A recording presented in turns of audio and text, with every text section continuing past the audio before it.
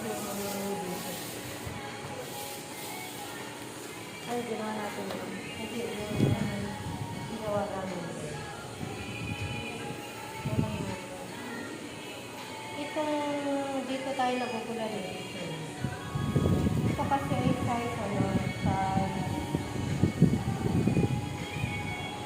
ang waistline niya na ay ano,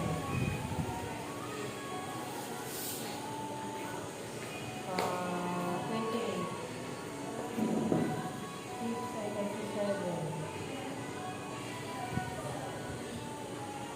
Ito yung mga formula na ginamit ko.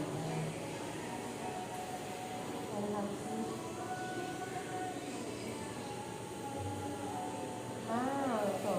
Waist outing niya pala. May glass. Gawa nga nung